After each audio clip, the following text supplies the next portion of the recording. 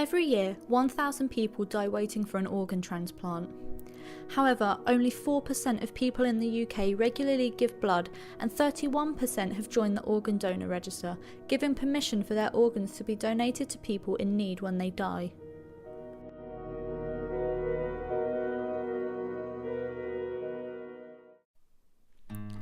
John King grew up in Johannesburg, South Africa. After a working holiday in 1999, he emigrated to the UK with his then girlfriend Natasha. In 2012, Natasha and a friend organised a dinner date together and brought their husbands John and Peter along. It's so much in common and same, almost like upbringing and background, and they realised they lived on opposite sides of Johannesburg and things that we as wives didn't even know. And so that's how we met, a long way around through the wives. During the time of their first meeting, Peter had been suffering from kidney failure. He seemed very modest and very humble, and even though he was ill and he wasn't feeling very well, he never really complained or talked about it, and that gave me a huge amount of respect for him, because the first thing people normally do when they're sick is they carry on about it, and then they seek sympathy from others. But even though he had come on the day and he had dialysis the night before, he was feeling really ill and it was grey and his hands were shaking, but he just knuckled down and he just tried to make the most of the evening and just have a good time. After meeting for the second time, John made a life-changing decision. He told me about spending 3 to 4 days a week on dialysis for 5 hours at a time, the terrible side effects, spending time away from the cell, and ultimately just losing the will to live. And it was in that moment I had this incredible urge to help him.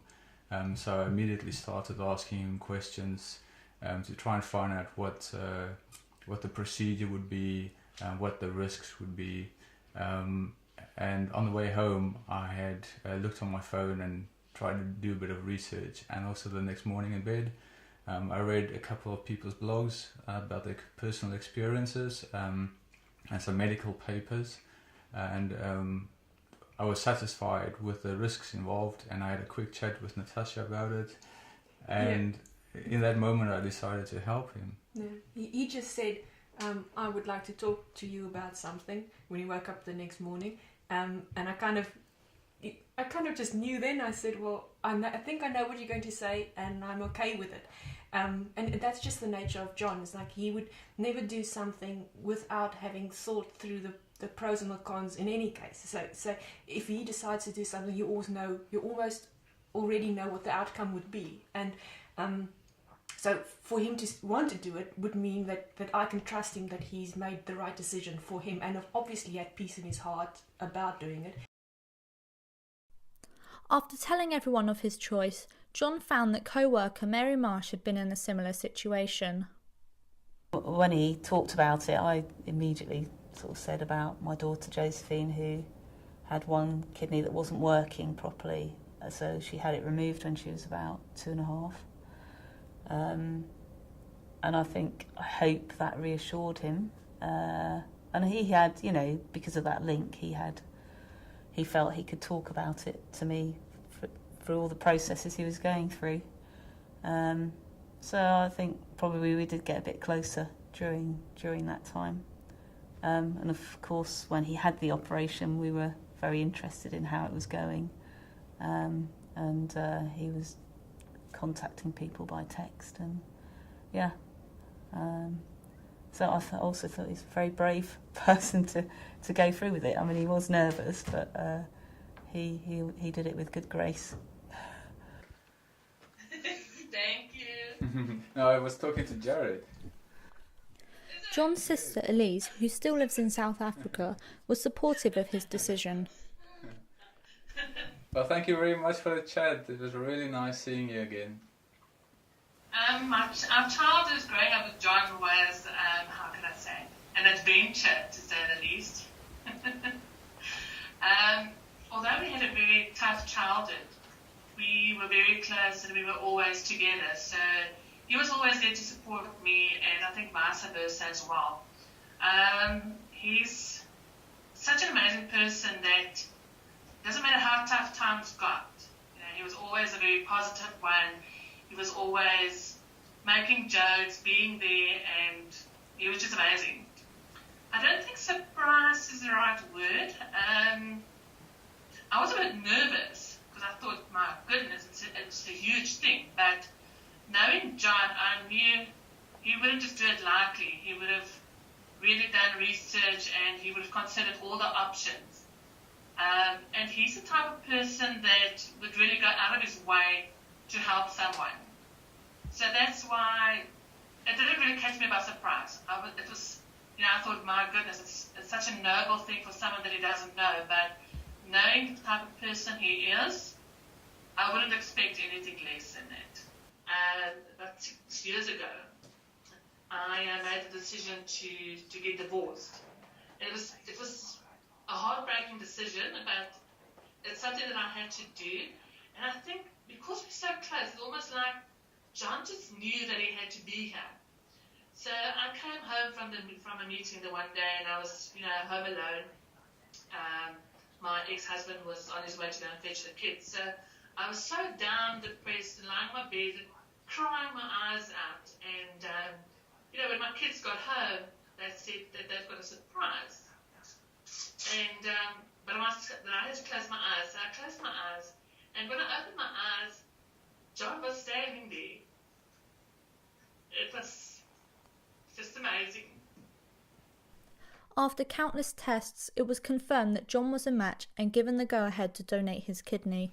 After the kidney operation, I must say I had quite a rough time the first couple of weeks for my body to adapt to only having the one kidney. Apart from the obvious pain from the operation, I had a hard time actually keeping food down and drink down. So I was sick for probably about 2 weeks after that. I think it was a huge shock to my body. But as time went by, I could slowly start introducing food and solids back into my diet. And to be honest, probably about a month after the operation, apart from the scar, I felt fine and normal again. And even today, it doesn't even feel like I had the operation. Sometimes I wake up and the operation feels like a distant dream. I do feel a much stronger relationship with Peter now. I think the whole process that we had gone through, going through all the tests and actually going through the operation together and kind of suffering through it together, it has really brought us closer together. I mean, I love him like a brother, and we have a really, really strong bond now. It is literally, we keep saying we are brothers from another mother. So yeah, I would definitely say it has brought us closer together. My donation was the first directed altruistic donation in the UK. Previously, altruistic donors could only donate to what they call the organ donors pool. So they would literally just take your kidney and then give it to someone anonymously on the donors list that would match. The other option would be to donate a kidney directly to a family member or close friend who you've had a long relationship with. So mine made it a unique situation because it was a bit of both.